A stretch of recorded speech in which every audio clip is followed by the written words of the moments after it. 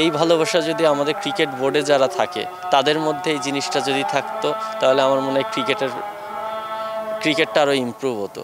আপনি ওভারনাইট কোনো কিছু কিন্তু অ্যাচিভ করা সম্ভব না। আমাদের আবেগ ডেফিনেটলি অনেক বেশি।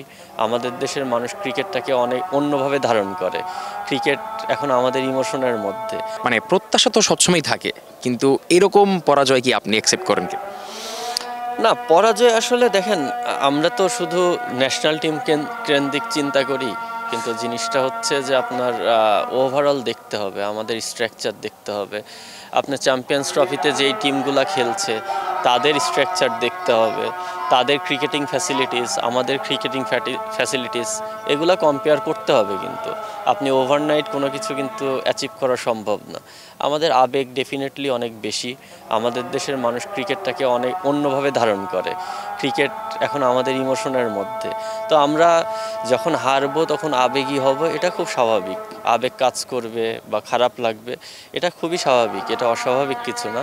বাট আমাদের দেশের মানুষের যে পরিমাণ ভালোবাসা, এই ভালোবাসা যদি আমাদের ক্রিকেট বোর্ডে যারা থাকে তাদের মধ্যে এই জিনিসটা যদি থাকতো, তাহলে আমার মনে হয় ক্রিকেটটা আরও ইমপ্রুভ হতো।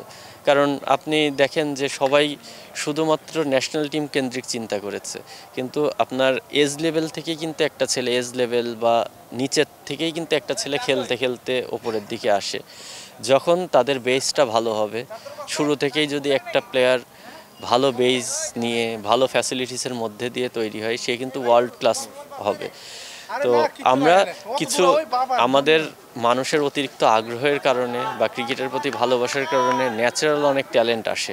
আমরা কিন্তু এই ট্যালেন্টগুলোকে নিয়েই যতটুকু পারি আমরা এগিয়ে যাচ্ছি, কিন্তু আমরা কিন্তু কোনো কিছু তৈরি করছি কি না, এটা কিন্তু একটা বড় কোশ্চেন মার্ক।